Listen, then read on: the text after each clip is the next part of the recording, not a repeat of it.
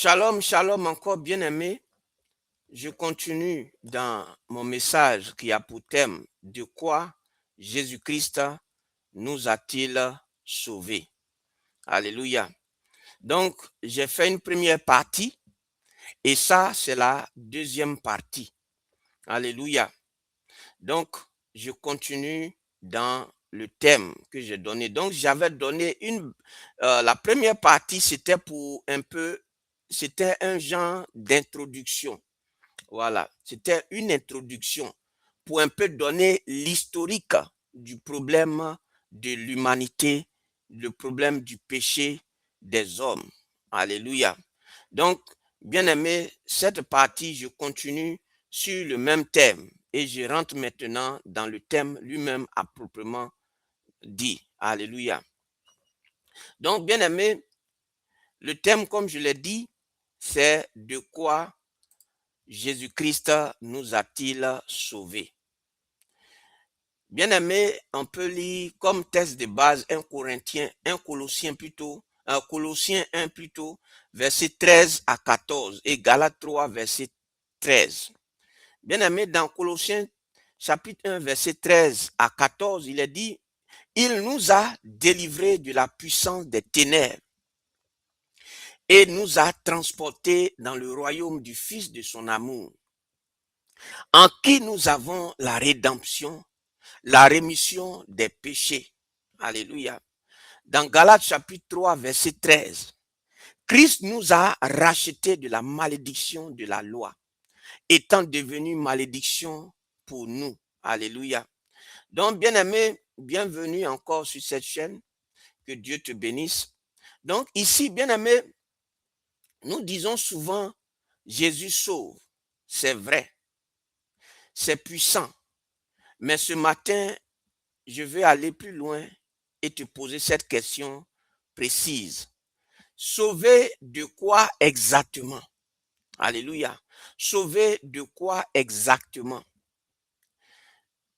Parce que si tu ne sais pas de quoi tu as été sauvé ou de quoi les hommes, Jésus-Christ nous a sauvés, tu ne peux pas vraiment apprécier ce qui a été fait pour toi sur la croix.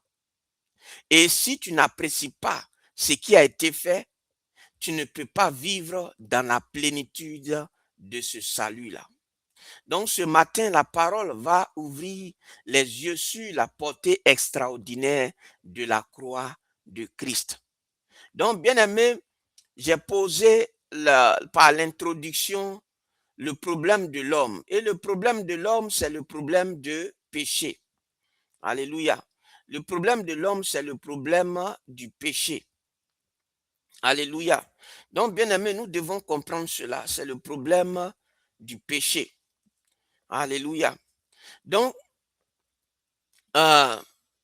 ici, donc, il fallait trouver une solution pour le problème du péché de l'homme. Et comme je l'ai dit, on peut voir dans la première partie ce que j'ai pris le temps d'expliquer. Donc, l'homme avait un problème. Et il fallait résoudre ce problème-là. Il fallait trouver une solution définitive à ce problème qui est le problème du péché de l'homme. Donc, comme je l'ai dit, Jésus-Christ est la solution de Dieu pour le problème du péché des hommes. Alléluia. Jésus-Christ est la solution du problème du péché des hommes. Alléluia.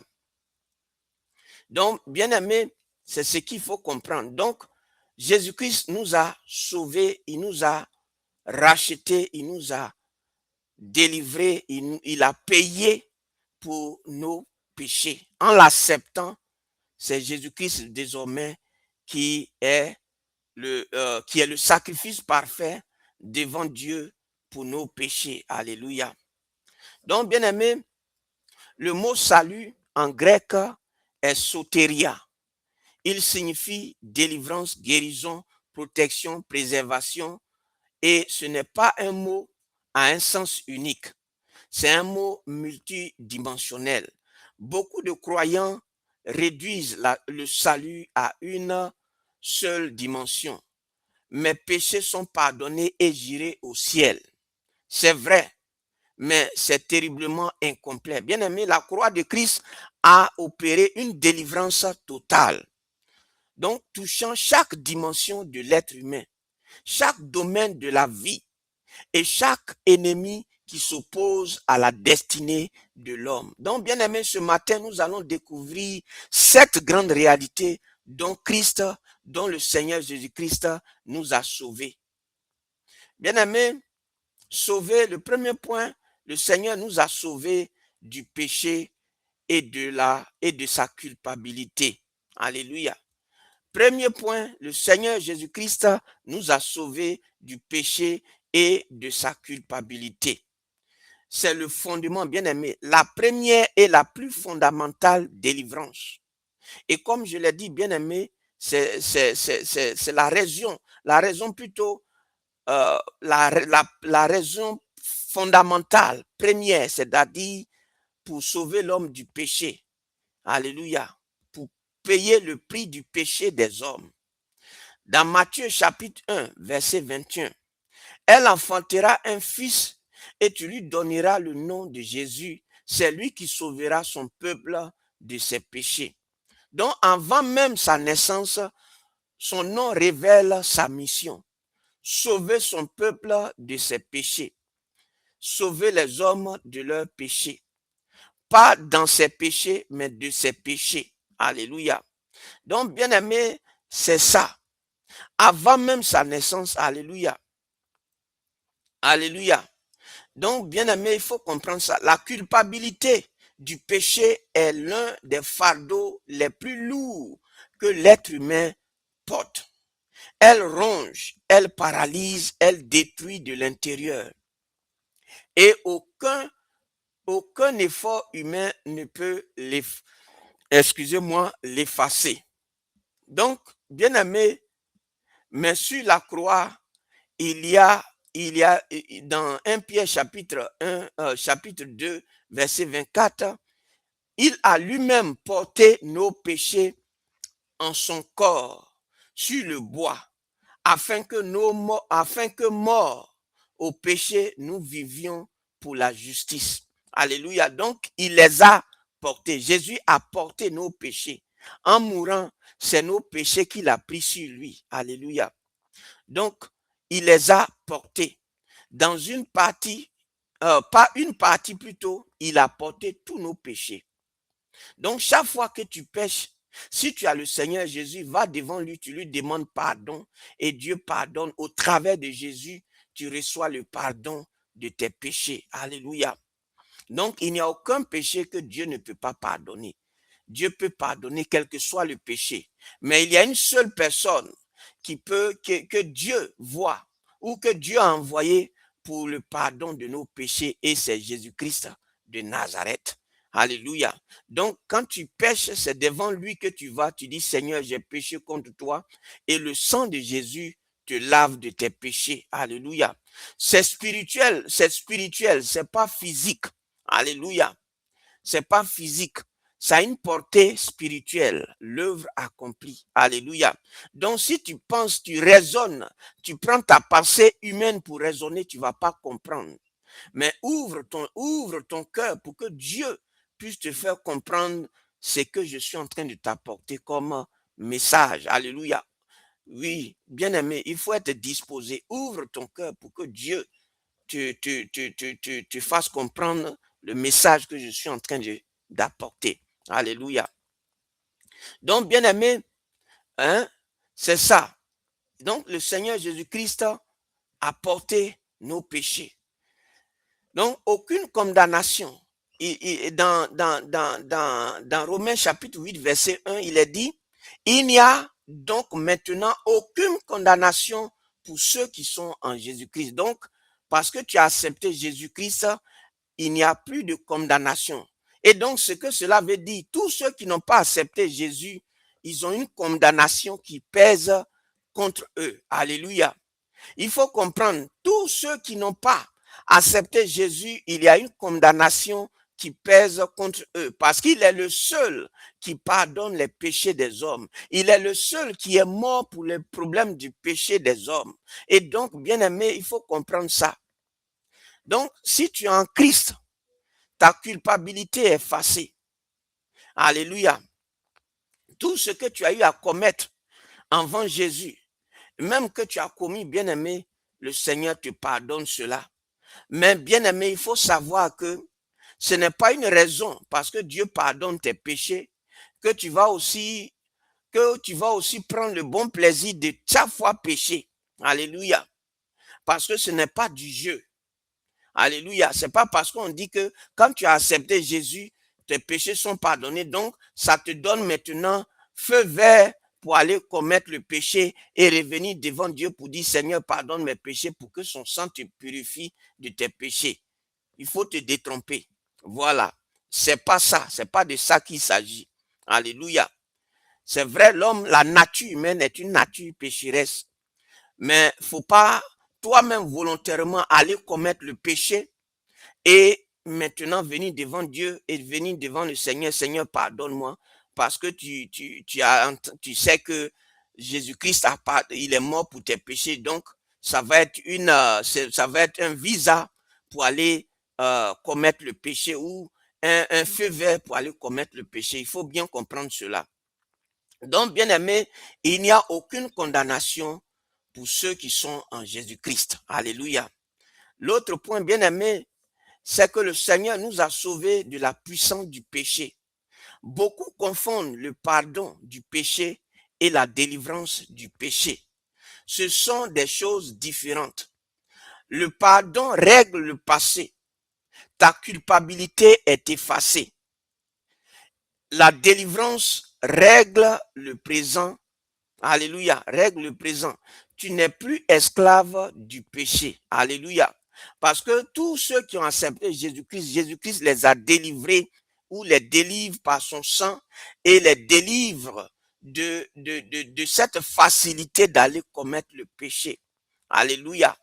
Il t'a franchi de commettre le péché chaque fois. Alléluia.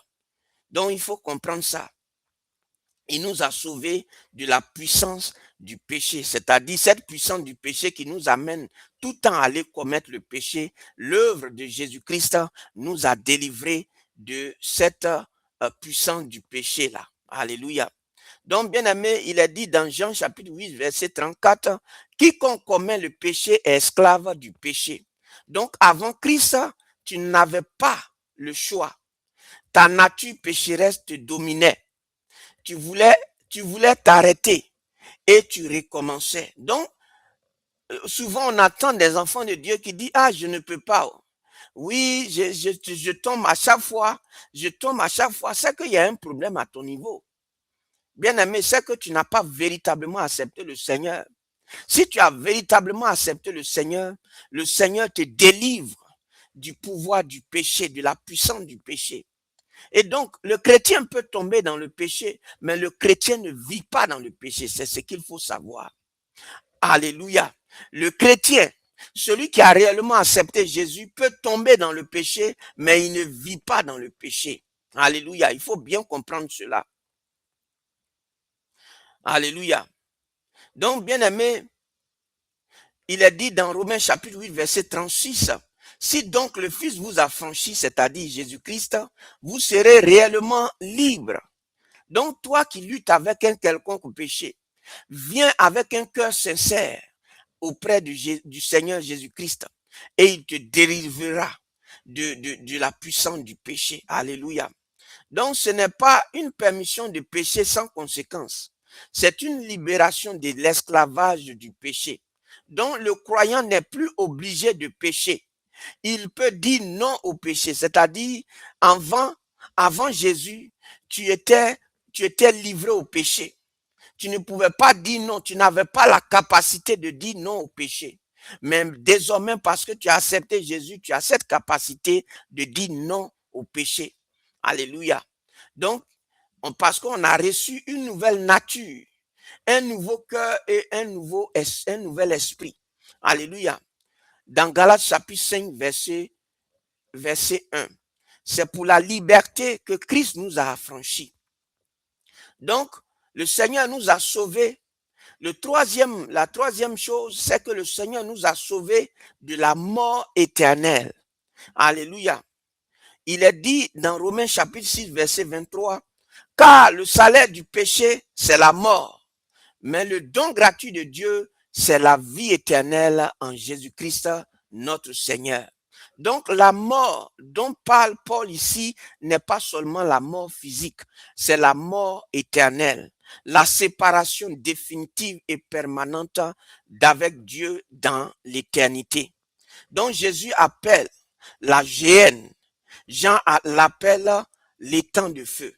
C'est la destinée naturelle de tout pécheur non réconcilié avec Dieu par Jésus-Christ. Alléluia. Il faut comprendre cela.